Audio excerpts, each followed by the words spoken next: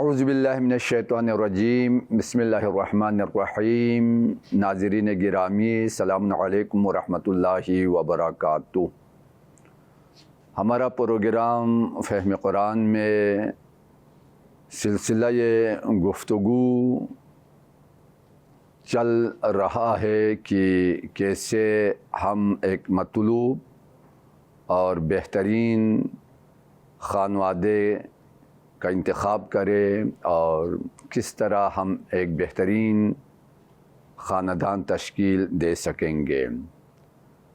گزشتہ جو مباحث ان میں ہماری گفتگو جناب اسماعیل اور ان کی مادر کے کردار پر گفتگو ہوئی کہ جناب ہاجرہ کا کیا کردار تھا اور جناب اسماعیل کا کیا کردار تھا، اور ایک نیک بیوی کیسے اپنے بچے کو معاشرے کے لیے تیار کر سکتی ہے اور اپنے خاندان کے چشم و چراغ کے طور پر اس کی تربیت کرنے میں کیا اس کا کردار ہے۔ اگر جناب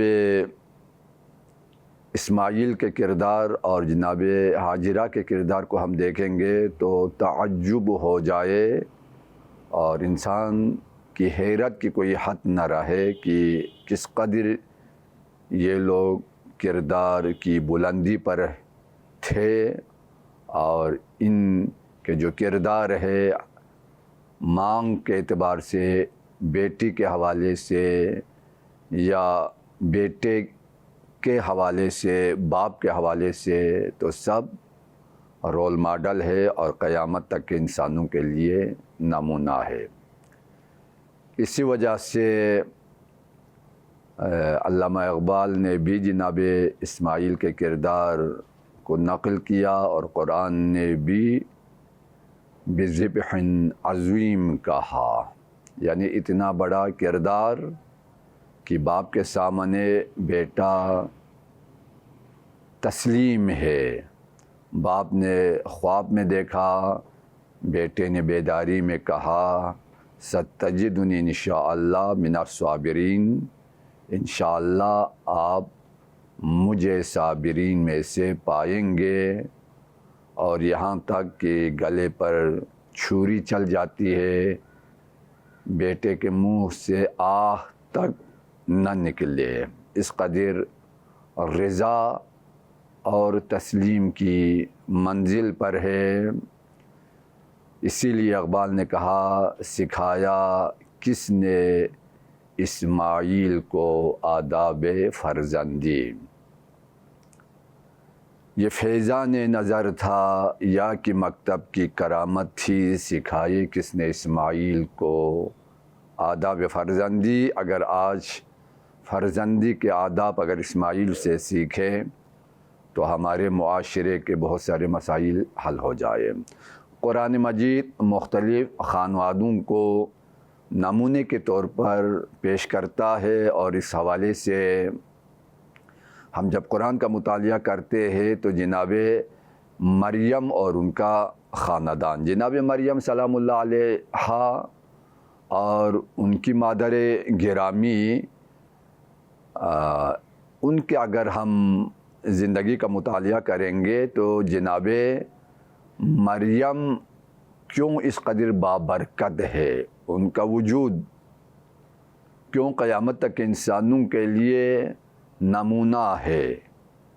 جناب مریم سلام اللہ علیہا کو سمجھنے کے لیے ان کی مانگ کو سمجھنے کی ضرورت ہے، چونکہ اولاد میں جو بھی صفتیں ہم دیکھیں گے اس کی دو قسمیں ہیں۔ ایک وہ صفات جو انسان اس دنیا میں آ کر حاصل کرے، انسان اس دنیا میں علم کے ذریعے، ادب کے ذریعے، مدرسے میں جا کر، معلمین کے پاس جا کر، کتابوں کا مطالعہ کر کے جو انسان سیکھتا ہے، علم کے طور پر، فکر کے طور پر اور ادب کے طور پر، اس کے بعد یہ چیزیں انسان کے کردار میں ظاہر ہو جائے۔ لیکن بعض صفات وہ ہے جو انسان ماں کے پیٹ سے لے کر آتا ہے، اس کی ماں کو دیکھنے کی ضرورت ہے، اور وہاں پر بھی دو مرحلہ ہے۔ ایک مرحلہ ماں کے پیٹ کے اندر بعض صفات کا منتقل ہونا ہے، اور دوسرا مرحلہ جب ماں کی گود میں بچہ آتا ہے تو اس بچے کو ماں جو دودھ پلاتی ہے اس دودھ میں بہت ساری صفات مادری منتقل ہو جائے بچے کے اندر۔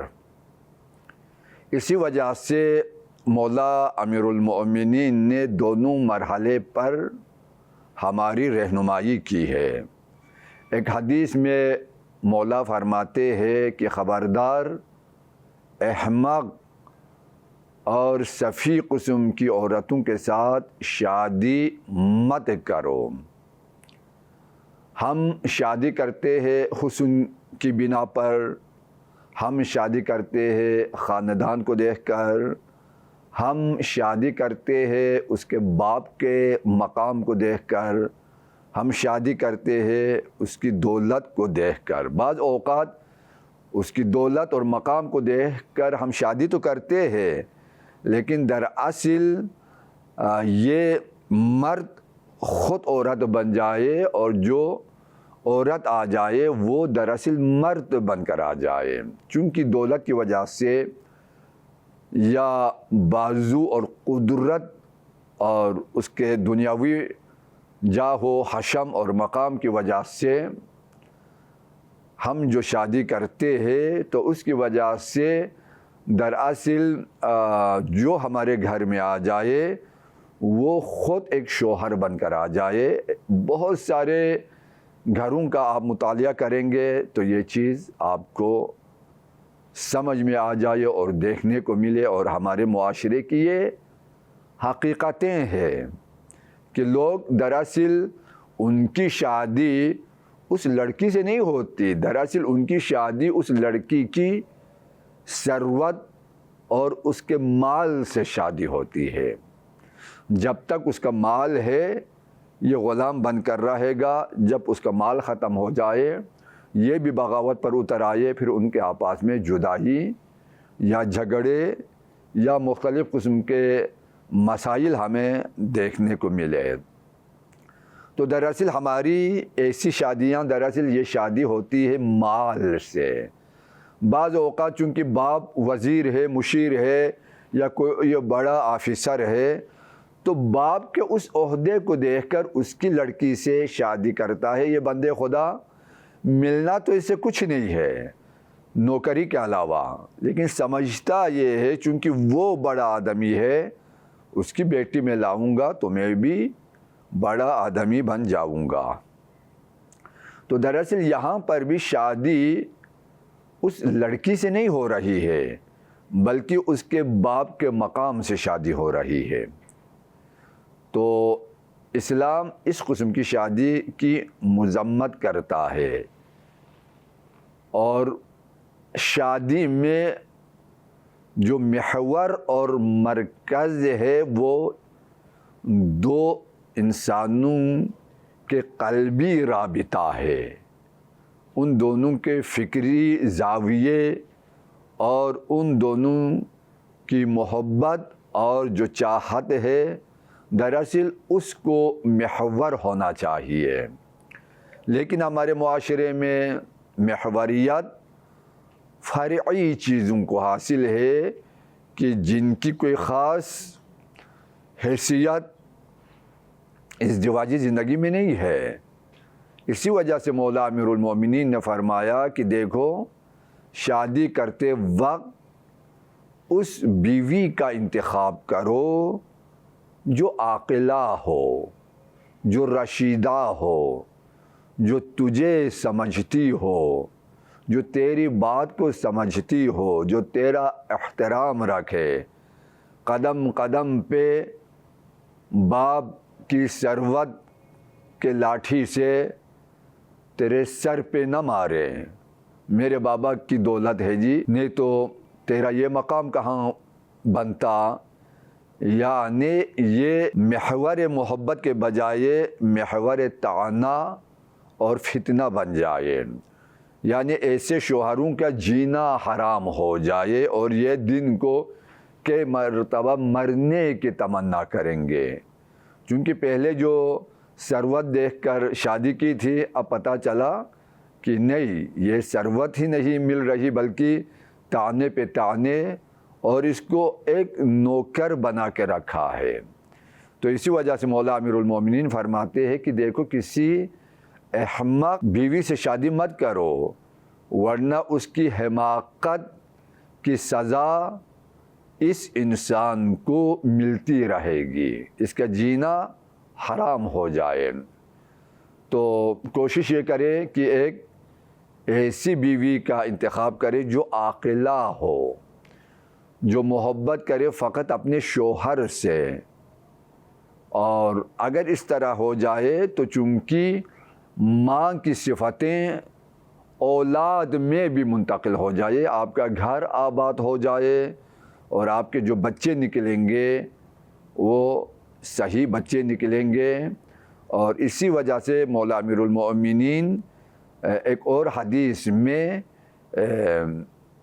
بچے کے دنیا میں آنے کے بعد جو پہلا مدرسہ ہے ماں کی گود، اس کے بارے میں بھی فرماتے ہیں، خبردار اپنے بچوں کو کسی احمق عورت کا دودھ مت پلاؤ۔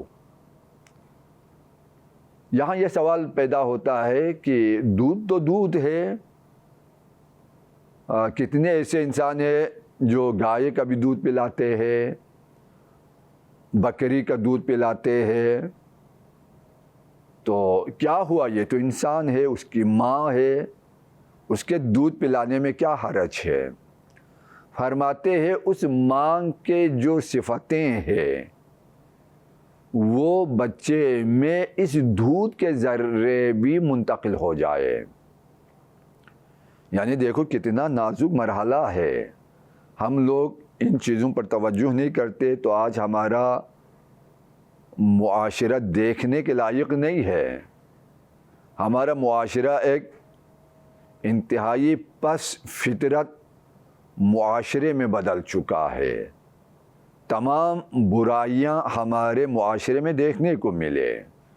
تو مولا نے فرمایا ہے دیکھو، ماں کا دودھ بہت اثر رکھتا ہے، اسی وجہ سے جو سفی اور احمق قسم کی مائیں ہیں ان کے دودھ اپنے بچوں کو مت پلاؤ۔ یہاں یہ سوال پیدا ہوتا ہے کہ کیوں؟ مولا فرماتے ہیں تمہارے بچے ضائع ہو جائیں گے۔ بچے کو احمق ماں کا دودھ پلانے کے بعد پھر رونا نہیں ہے تم نے، پھر خدا سے شکایت مت کرنا کہ اللہ میرے بچوں کو کیا ہوا، میرے بچے ایسے کیوں بن رہے ہیں، چونکہ بچوں میں اس بیوقوف ماں کی صفتیں دودھ کے ذریعے منتقل ہو گئی ہیں۔ تو دراصل تمہیں چاہیے تھا ان بچوں کے لیے ایک عاقلہ ماں کا انتخاب کرتے، اور اس کے بعد اگر وہ بیوقوف بھی اگر ہو تو علم، حکمت، تعلیم اور تربیت کے ذریعے اس ماں کی تربیت کر سکتے تھے۔ اگر اس کی تربیت ہو جائے تو بچے میں بھی وہ مثبت صفات منتقل ہو جائے۔ اب یہاں پر چونکہ ہم جناب مریم کے خانوادہ اور جناب مریم جو ایک بیٹی ہے، اس بیٹی کے کردار کو بھی ہم نے دیکھنا ہے، تو یہاں پر ہمیں یہ دیکھنا ہوگا کہ مریم نے کس کا دودھ پیا ہے۔ دیکھو مریم کی عفت کی مثال قرآن دے رہا ہے، اور اس قدر مریم کا مقام بلند ہے کہ پروردگار عالم نے مکمل ایک سورے کو قرآن میں اس بی بی सलाम अलैहा के नाम पर नाजिल किया। ये एक ताहिरा खातून है, ये एक पाकीज़ा खातून है, ये एक रोल मॉडल खातून है, ये एक इफ़्फ़त का मुजस्सिमा है, बहुत मोतबर है। इसी वजह से परवरदिगार आलम इस माँ की गोद में ऐसा जैसे उलुल अज़्म नबी को पैदा करता है।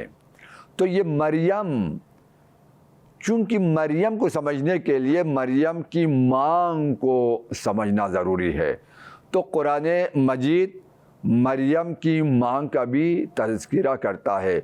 सूरह मुबारका ये आल इमरान की कई आयतों में जनाबे मरियम की मादर का तज़किरा है। जनाबे मरियम की मादर भी एक इंतहाई अफ़ीफ़ पाक दामन ख़ातून थी और इस कदर आगाह ख़ातून थी कि इसका राबिता परवरदिगार से बरकरार था और इसी वजह से इसको पता था कि जो मेरे पेट में बच्चा है उसी पेट में रख कर उस बच्चे का मुआमिला खुदा के साथ ये करती है। नाज़रीन गिरामी, यहाँ पर एक वक्फ़ा लेते हैं, वक्फ़े के बाद दोबारा हाज़िर होते हैं। नाज़रीन गिरामी, आपको दोबारा फ़हम कुरान के इस प्रोग्राम में खुश आमदीद कहते हैं। तो हमारी बहस चल रही थी जनाबे मरियम सलामुल्लाह अलैहा की जो मादर गिरामी है, उनकी सिफ़ात क्या है और उन्होंने किस तरह इस बच्ची की तरबियत की कि ये एक अज़ीमुश्शान नबी जनाब ईसा अलैहिस्सलाम की मादर बन गई।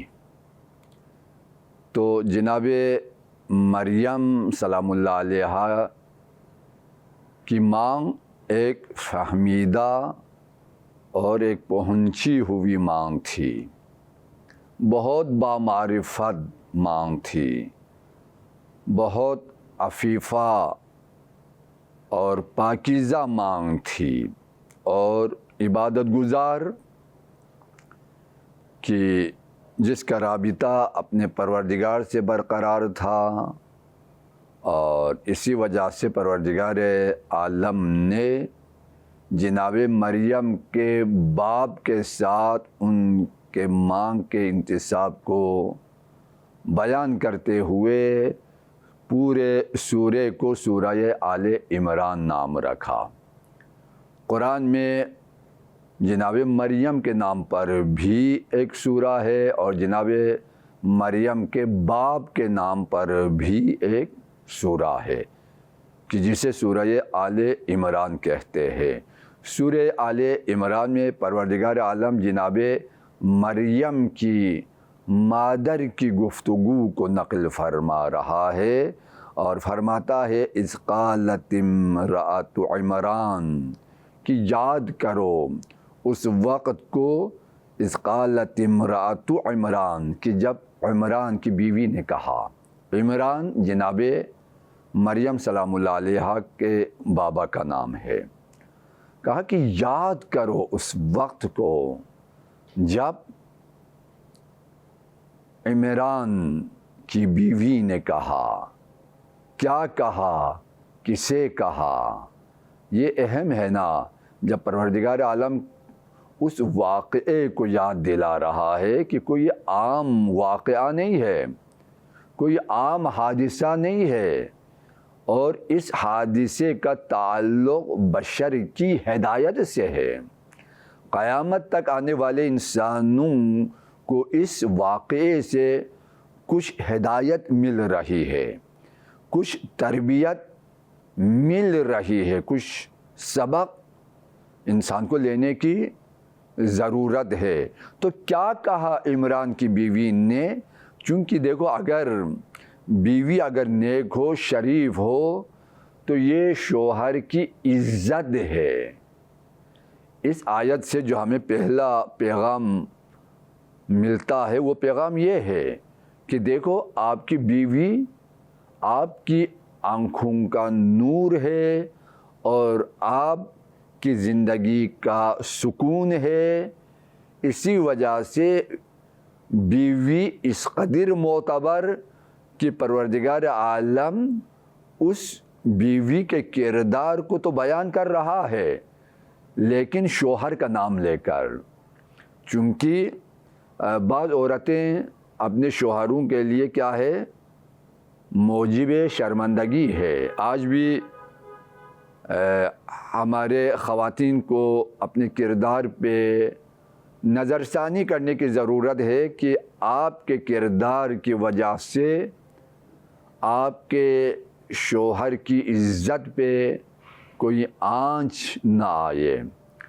اگر آپ کے کسی کردار کی وجہ سے شوہر کی عزت پہ کوئی آنچ آ جائے تو آپ دنیا کی بدترین خاتون بن جائے گی۔ اس وجہ سے خدا کے بعد جس کا مرتبہ ہے ایک خاتون کے لیے اس کا شوہر ہے، اس کا میاں ہے، اس کے بچوں کا باپ ہے، جو صبح سے شام تک دوڑتا ہے بچوں کو خوش رکھنے کے لیے، بیوی کو خوش رکھنے کے لیے۔ اور آپ سے اسلام کوئی زیادہ تقاضا نہیں کر رہا ہے۔ اسلام کہہ رہا ہے بس جو انسان صبح سے شام تک آپ کے لیے دوڑے اس کی عزت کا خیال رکھو، اس کے سامنے ادب سے پیش آؤ، اس سے محبت کرو، اس کے کاموں پہ اعتراض نہ کرے۔ وہ باہر سے تھک کے داخل ہو جائے تو آپ کی مسکراہٹ اسے دوبارہ تعمیر کرے، تو آپ کا مقام ہے۔ اسی وجہ سے دیکھو قرآن کہہ رہا ہے کہ عمران کی بیوی کو یاد کرو۔ کیوں؟ ایسی بیوی سر فخر ہو جائے۔ انسان کو سر بلند کرنے کی ضرورت ہے۔ ایسی پاکیزہ بیوی اگر ملے جو خدا شناس ہے۔ اس بیوی کی جو سب سے بڑی خصوصیت وہ خدا شناس ہونا ہے، خدا کے آگے جھکنا ہے اور خدا کی رضایت کے لیے نہ فقط اپنی زندگی، نہ فقط اپنے شوہر کی زندگی، بلکہ اپنے آنے والے بچوں کی زندگی کو بھی خدا سے منسوب کرنا اور ان کو بھی خدا کے حوالے کرنا۔ اسی وجہ سے یہ آیت انتہائی جامع ترین آیت ہے کہ اذ قالت امرأۃ عمران، عمران کی بیوی نے کہا، کیا کہا؟ عمران کی بیوی نے کیا کہا؟ ربی، اللہ اکبر۔ اس کی زبان پر جو پہلا کلمہ ہے وہ ہے اے میرے پروردگار، ربی، اے میرے پروردگار۔ یعنی یہ اس مقام پر ہے کہ اپنے پروردگار کو یہ جانتی بھی ہے، یہ پہچانتی بھی ہے، یہ اپنے رب کی معرفت رکھتی ہے۔ یعنی یہ عمران کی خوش قسمتی ہے کہ ایک ایسی بیوی ملی ہے کہ جو رب آشنا ہے، جو اپنے پروردگار کو پہچانتی ہے، جو اپنے پروردگار کے مقام سے واقف ہے، جو اپنے پروردگار کی صفتوں سے واقف ہے۔ بھائی خاندان عمران دنیا میں بھی نام ہے، آخرت میں بھی نام، قرآن میں بھی نام ہے، مکمل سورہ۔ پروردگار عالم عمران کی بیٹی کے نام پر بھی مکمل سورہ نازل کرتا ہے، خود عمران کے نام پر بھی مکمل سورہ نازل کرتا ہے۔ دیکھو خاندان ہے، بیٹی اور باپ ایک خاندان میں ہے، لیکن یہ خاندان اتنا بلند مرتبہ ہے، پروردگار عالم باپ کے نام علیحدہ سورہ نازل کرتا ہے اور بیٹی کے نام الگ سے سورہ نازل کرتا ہے۔ باپ کے نام کا سورہ الگ، بیٹی کے سورے کا نام الگ، تاکہ دنیا اس خاندان کی طرف متوجہ ہو جائے کہ یہ کون سا خاندان ہے کہ رب کی اتنی عنایتیں ہیں، پروردگار اس قدر مہربان ہے اس خاندان پر کہ پروردگار عالم نے نبوت کا سلسلہ جاری کیا ہے اس خاندان میں، طہارت کا سلسلہ جاری کیا ہے اس خاندان میں، استفاء اس خاندان میں۔ اسی وجہ سے کہا کہ توجہ اس خاندان کی طرف ہو۔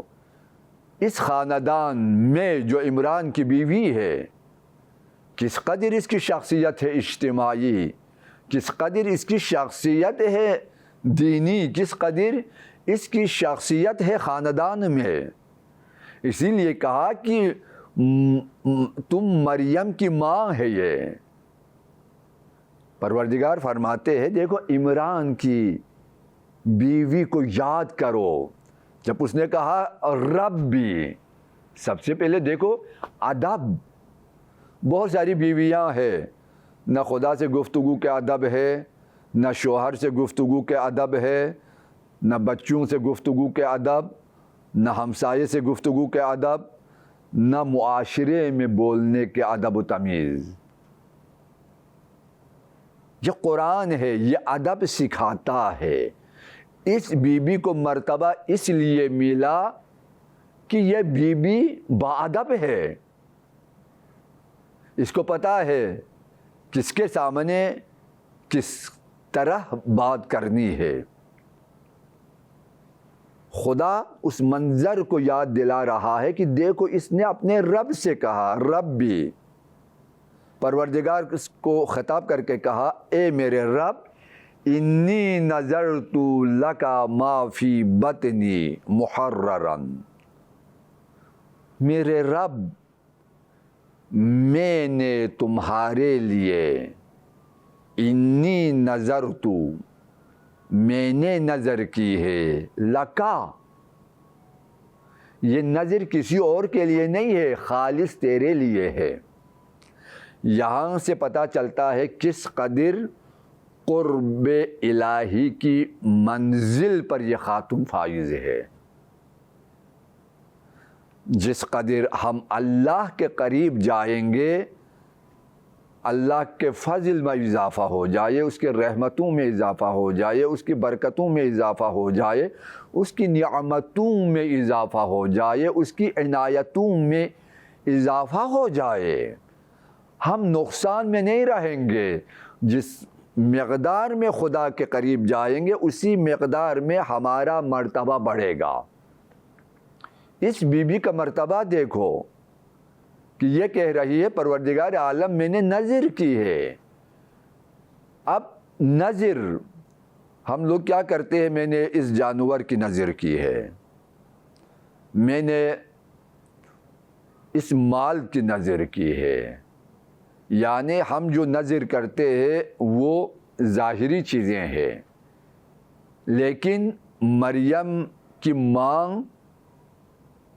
نظر کر رہی ہے اس بچے کو جو ابھی اس کے شکم میں ہے، یعنی دنیا میں آنے سے پہلے اپنے بچوں کو خدا کے حوالے کر رہی ہے۔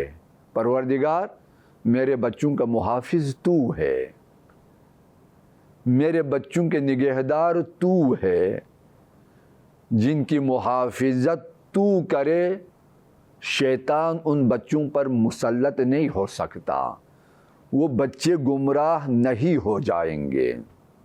تو یہ نظر معاشرتی حل ہے، ایک دینی حل ہے۔ انی نذرت ما فی بطنی محررا، یہ بچہ ابھی پیٹ میں ہے، پروردگار یہ اب میرا نہیں ہے، یہ تیرا ہے۔ پروردگار عالم میں اس کو تیرے لیے وقف کیا۔ اب اس بچے پر میرا کوئی کنٹرول نہیں ہے، اصلاً یہ اب میرا نہیں، یہ تیرا ہے۔ یعنی کس بلندی پر معرفت کی یہ خاتون فائز ہے، اسی لیے اس کی گفتگو کو خدا قرآن میں آیت بنا کر قیامت تک کے لیے محفوظ کرتا ہے کہ اگر تمہیں آگے بڑھنا ہے تو اس خاتون کی صفتوں کو اپناؤ۔ آج ہماری خواتین مغربی بے حیا اور مغربی ہر چیز سے خالی ان رقاصوں کو اپنے لیے رول ماڈل قرار دیتی ہے۔ تم ان کے نقش قدم پر چل کر ایک مغربی خاتون تو بن سکتی ہے، ایک قرآنی خاتون نہیں بن سکتی، ایک ایمانی خاتون نہیں بن سکتی۔ تم شوہر کے لیے ایک بیوی نہیں بن سکتی، تم بچوں کے لیے ایک ماں نہیں بن سکتی، بھائیوں کے لیے بہن نہیں بن سکتی، تم باپ کے لیے بیٹی نہیں بن سکتی، چونکہ تمہارے اندر جو صفتیں آ رہی ہے وہ مغربی ہے۔ اس جہنمی ماحول اور جہنمی تہذیب کا اثر تمہارے اوپر آ جائے تو تم فقط جسم کا رہ جائے، تمہاری روح ایمان سے خالی ہو جائے، تربیت سے خالی ہو جائے، ادب سے خالی ہو جائے۔ اس وقت باپ کے سامنے بات کرنے کا انداز الگ ہو۔ تو یہاں پر پروردگار عالم ادب سکھا رہا ہے کہ دیکھو مریم سلام اللہ علیہ اگر آج بھی مریم ہے تو کیوں؟ ماں کی وجہ سے، ماں کے پاکیزہ کردار کی وجہ سے، ماں کے پاکیزہ افکار کی وجہ سے، ماں کے پاکیزہ گفتار کی وجہ سے، ماں کا جو پاکیزہ رابطہ ہے۔ آج رابطہ ہمارے معاشرے میں بہت ساروں کے رابطے آلودہ ہے، گرل فرینڈ اور اسی طرح بوائے فرینڈ۔ جی، جس گھر میں گرل فرینڈ آ جائے، بوائے فرینڈ آ جائے، وہاں سے تو ایمان ہی رخصت ہو جائے، وہاں سے تو عفت ہی رخصت ہو جائے، وہاں حیا رخصت ہو جائے، تو کہاں سے مریم زمان آ جائے؟ مریم زمان آنے کے لیے ماں کو پاکیزہ بننے کی ضرورت ہے۔ مریم زمان تب آ جائے جب عمران کی بیوی کی طرح کوئی پاکیزہ بیوی آپ کی اولاد کی تربیت کرے اور اپنا دودھ پلائے، اپنے سینے سے لگائے، اپنے گود کو آپ کے بچوں کے لیے مدرسہ بنائے، تربیت گاہ بنائے، درس گاہ بنائے، تب جا کر ہم توقع رکھ سکتے ہیں اب اس خاندان سے زمانے کی مریم آ رہی ہے۔ سوچنے کا تو مقام ہے نا۔ آج ہمارے لیے مشکل یہی خانوادے کا مسئلہ ہے۔ بہت سارے خاندان فقط روتے نہیں ہیں، وہ خون کے آنسو روتے ہیں۔ بہت سارے خاندان معاشرے میں نکل نہیں سکتے، اس لیے کہ بچوں نے اس قدر معاشرے میں گندگی پھیلائی ہے، اس قدر معاشرے کو آلودہ کیا ہے کہ اب ان کو سر اٹھا کر وہ چل نہیں سکتے۔ ان کی زندگی اور موت برابر ہے۔ کیوں؟ ایسی اولاد ملنے سے نہ ملنا بہتر ہے۔ تو پروردگار عالم مریم کی مانگ، مریم سلام اللہ علیہ کی پاکیزہ مانگ کے پاکیزہ کردار اور اس کی پاکیزہ گفتار کو معاشرہ سازی کے لیے پیش کر رہا ہے۔ اسی وجہ سے فرمایا یاد کرو اس وقت کو جب عمران کی بیوی نے کہا ربی، اے میرے پروردگار، اے میرے پالنے والا، اے مجھے رشد و ہدایت دینے والا، انی نظرت ما فی بطنی، جو میرے پیٹ کے اندر ہے میں نے تیرے لیے وقف کیا ہے، تیرے لیے نظر کی ہے۔ یہاں ایک چھوٹا وقفہ ہم لیتے ہیں، اس کے بعد دوبارہ آپ کی خدمت میں حاضر ہوتے ہیں۔ حاضرین گرامی، ایک بار پھر ہم فہم قرآن کے اس عظیم پروگرام میں آپ کو خوش آمدید کہتے ہیں۔ ہمارا پروگرام خاندانی قرآنی تصور ہے کہ جس میں ہم جناب مریم کے خاندان پر گفتگو کر رہے ہیں، اور وہ بھی سورہ مبارکہ یہ آل عمران کی روشنی میں۔ قرآن کہہ رہا ہے تیرے بچے کو محفوظ رکھنے کے لیے جو قرآنی راہ حل ہے وہ نذر ہے۔ نذر کرو اپنے بچے کو جو تیرے پیٹ کے اندر ہے۔ باپ بھی ایسا کر سکتا ہے، پروردگار عالم میرا بچہ جو میری بیوی کے پیٹ کے اندر ہے میں نذر کرتا ہوں تیرے لیے، اور ماں بھی یہ نذر کر سکتی ہے۔ اسی وجہ سے قرآن نے مریم سلام اللہ علیہا کی مادر گرامی کے اس قول اور فعل کو قرآن میں پیش کیا تاکہ آپ کے لیے، میرے لیے، ہم سب کے لیے یہ نمونہ عمل بن جائے۔ ادھر سے مولانا صاحب کہتے ہیں نذر کرنا حرام ہے جی، یہ بدعت ہے جی۔ بھائی تھوڑا قرآن کا مطالعہ تو کرے۔ معاشرے کو آپ نے اس قدر بگاڑا ہے، اب یہ دین کی طرف آنے کے بجائے مغرب کے گود میں بیٹھا ہے۔ اس کی ایک بنیادی وجہ جہالت کے فتوے ہیں۔ آپ مفت میں فتوے دیتے ہیں، بچوں مفت کے فتووں سے قرآن کی طرف رجوع کرے۔ قرآن میں ایک اور خاندان کا بھی تذکرہ کیا، وہاں پر بھی نذر کا تذکرہ کیا۔ سورہ مبارکہ یہ دہر مکمل سورہ خاندان جناب سیدہ زہرا سلام اللہ علیہا کے بارے میں مکمل 31 آیتوں پر مشتمل سورہ ہے۔ وہاں پر بھی ان کے کردار کو ذکر کیا، یوفون بالنذر، یعنی یہاں تو نظرتو کہا نم، مریم کے خاندان میں کہا کہ نظرتو، میں نے نظر کی۔ وہاں پر خاندان جناب زہرا سلام اللہ علیہا میں خدا کہہ رہا ہے یوفون بالنذر، یہ نذر کر رہے ہیں، یعنی ماضی میں بھی نذر کی ہے، حال میں بھی نذر کر رہے ہیں، آئندہ بھی یہ نذر کریں گے۔ ان کی سیرت مستمرہ ہے، ان کے نہ بدلنے والی سیرت، نذر کرنا ہے نہ بدلنے والی سیرت۔ میرے سننے والوں غور کرو قرآن کی اس آیت پر، یوفون بالنذر، یہ وفا کرتے ہیں، یوفون بالنذر، نذر کے وفا کرتے ہیں۔ یعنی یہاں پر پروردگار عالم نذر کرنے والوں کی مذمت نہیں کر رہا ہے، بلکہ ان کے ایک نیک سیرت کے طور پر مسلمانوں کو بیان کر رہا ہے کہ یہ لوگ جو اس قدر بلندی پر پہنچ گئے کون ہے۔ اگر اس بلندی پر پہنچے ہیں تو نذر کر کے اس کو وفا کرنے کی وجہ سے ہے۔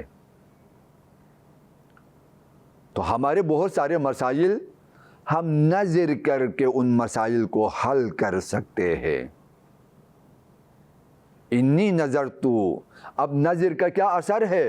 ادھر نذر کیا تو خدا نے جنت کو ان کے عمل کے بدلے میں عطا کیا۔ مکمل جنت اہل بیت اطہار علیہم السلام کے 3 دن کے عمل کا بدلہ ہے، اور ادھر ایک ماں نے اپنے پیٹ کے بچے کو نذر کیا، اور اس کے بعد کیا کہا؟ محررن، تیرے راہ میں نے اسے آزاد کیا ہے۔ اب یہ کسی کی غلامی میں نہیں ہے، اب یہ تیرے راہ میں آزاد ہے۔ اس کے بعد اتنا یقین اپنے پروردگار سے، اپنے کردار کو پیش کرنے کے بعد دعا کا سہارا لینا چاہیے۔ ٹھیک ہے، یہ بھی آداب ہے، بھائی پیش کرو، اس کے بعد دعا کرو، پروردگار تو قبول کر۔ اس آیت میں بھی یہی ہے، فَتَقَبَّلْ مِنِّي إِنَّكَ أَنْتَ السَّمِيعُ الْعَلِيمُ، تو سننے والا بھی ہے، تو جاننے والا بھی ہے۔ فَتَقَبَّلْ مِنِّي، مجھ سے اس نذر کو قبول کر۔ دیکھو ہر نذر ممکن ہے قبول نہ ہو جائے، اسی وجہ سے آیت چونکہ تربیت کے مرحلے میں ہے، تعلیم کے مرحلے پر ہے تو ہمیں یہ تعلیم و تربیت ملے. دیکھو جب نظر کرے تو ایک خالص نیت سے نظر کرے, آپ کی نظر میں کوئی اور شریک نہ ہو, آپ کا پروردگار کے لیے خالصتاً دو. پروردگار عالم یہ تیرے لیے, یہ نہیں ہے آدھا حصہ اللہ کے لیے آدھا حصہ کسی اور کے لیے. نہیں, اگر نظر کرے تو مکمل اس کے لیے کرے. جس طرح مریم سلام اللہ علیہا کی مادر نے کیا, ربی انی نظرت ما فی بطنی محررا فتقبل منی انک انت السمیع العلیم. دعا کس قدر اس خاندان کا رابطہ ہے اپنے پروردگار سے. اس کے بعد وضع حمل کیا تو دیکھا کہ یہ تو لڑکی ہے. اس زمانے میں ہوتا یہ تھا کہ لڑکوں کو عبادت کے لیے مسجد میں لوگ رکھتے تھے, لیکن کوئی رواج نہ تھا, کوئی رسم نہ تھی کوئی لڑکی بھی مسجد میں رکھے, نہیں. لیکن چونکہ یہاں پر عمران کی بیوی نے جو کچھ اس کے پیٹ میں ہے اسے نظر کی, لیکن جب وضع حمل کیا تو پتہ چلا کہ یہ تو لڑکی ہے, لڑکا نہیں ہے. تو یہاں پر مریم کی ماں نے کہا کہ لِلذَّكَرُ كَالْأُنثىٰ. یہاں پر دیکھو ہمارے ہاں یا لڑکی ہے یا لڑکا ہے, لیکن یہ دونوں برابر نہیں ہے. آج معاشرے میں بعض لوگ کہتے ہیں کہ عورت اور مرد برابر. بھئی یہ قرآن کے خلاف ہے, یہ فطرت کے خلاف ہے, یہ انسان کے تقاضوں کے خلاف ہے, یہ عقل کے خلاف ہے, یہ عرف کے خلاف ہے. یہ فقط مغرب کا ایک شیطانی ابلیسی دجالی نعرہ ہے تاکہ آپ کے معاشرے میں مغربی کلچر کو نافذ کرنے کے لیے اور آپ کے گھر کو مغربی بنانے کے لیے, اور کچھ ہدف نہیں ہے. آپ کو پردے سے بے پردہ کرنے کے لیے, آپ کو عریان کرنے کے لیے وہی کام جو شیطان نے بحش میں آپ اور ہمارے بابا اور اماں آدم و حوا کے ساتھ کیا. آج مغرب اسی شیطانی راستے پہ چل رہا ہے جو راستہ وہاں ابلیس نے دکھایا تھا.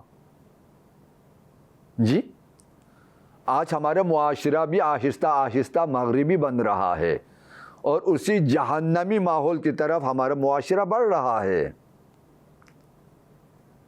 بچو اب بھی ایمان لاؤ. جن لوگوں نے دنیا کو تباہ و برباد کر کے رکھ دیا, آپ نے دیکھا امریکہ میں اللہ کے عذاب نے کیا کچھ نہیں کیا. کون سوچ سکتا تھا جہاں سے دنیا کو وہ بگاڑتے تھے راکھ میں وہ لوگ تبدیل ہو گئے. کہاں ہے ان کی قدرت؟ بھئی کچھ نہ کچھ انسان کو اپنی طرف لوٹنا چاہیے. اس قدر سارے راستے مت کاٹو کہ پھر تم بھی راکھ بن جاؤ گے. خدا سے ڈرو,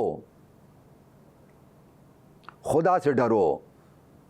مریم کے ماں کی یہ گفتگو ہے انی, لیکن ماں نے نام بھی کیا رکھا؟ مریمہ. وَلَيْسَ الذَّكَرُ كَالْأُنثىٰ وَإِنِّي سَمَّيْتُهَا مَرْيَمَا. یعنی مریم کی ماں کس بلندی پر ہے کہ مریم جو نام رکھا ماں نے رکھا. اور اس کے بعد کہا کہ لڑکی لڑکے کی طرح نہیں ہے. لڑکا ہر جگہ جا سکتا ہے, لڑکی نہیں جا سکتی. لڑکا رات 2 بجے بھی اکیلا گھر سے باہر جا سکتا ہے, لڑکی 2 بجے رات اکیلی گھر سے نہیں نکل سکتی. لڑکے کے لیے کسی کے ساتھ ہونا ضروری نہیں ہے, لیکن لڑکی کے لیے محافظ چاہیے. محرم ساتھ ہونا چاہیے۔ یہ جو آج کل ہم مختلف جگہوں پر اکیلی لڑکی کو ہم بیچتے ہیں، واقعاً کبھی تو ہمارے دلوں میں ایک نگرانی اور پریشانی کے طوفان بپا ہو جائے۔ بھائی معاشرہ کس نہج پر ہے؟ پتہ نہیں ہے، لڑکی صبح کو گھر سے نکلتی ہے، رات کو واپس پلٹ کر بھی آ سکتی ہے یا نہیں۔ کبھی تو جنازہ واپس آتا ہے، کبھی جنازہ بھی ملتا نہیں ہے۔ ساری زندگی خون کے آنسو مکمل خانوادہ روتے ہیں، خاندان کو یہ رولا رہی ہے۔ بھائی حیا کی حفاظت کرو، عفت کی حفاظت کرو۔ اور اس کے بعد کہا کہ پروردگار عالم تیرے حوالے کر رہا ہوں اس سے، اور اس کی جو ذریت ہے اس کو شیطان رجیم کی شر سے بچا۔ انی اعیذھا بکا وذریتھا من الشیطان الرجیم۔ یہ گفتگو براہ راست ہے، یعنی کس قدر یہ خدا کے قریب ہے کہ براہ راست یہ خدا سے مکالمہ کر رہی ہے۔ جی، جب ماں ایسی تو اسے جو بچی آئے اس کو خداوند عالم نے مریم کے نام سے یاد کیا، اور دیکھو مریم نام رکھا عمران کی بیوی نے، اور خدا نے اسی قول کو نقل کیا کہ میں اس بیٹی کا نام مریم رکھ رہی ہوں۔ اور اس کے بعد پروردگار عالم نے ایک مکمل سورہ مریم کے نام پہ نازل کیا۔ یعنی ماں اگر پاکیزہ ہو تو بچی پاکیزہ ہو جائے، اگر ماں آلودہ ہو جائے تو انتظار نہ رکھنا میری بچی آلودہ نہ ہو جائے۔ بھائی جس کے پہلو میں رہے گا اسی کی خوشبو تو آئے گی یا بدبو آ جائے گی۔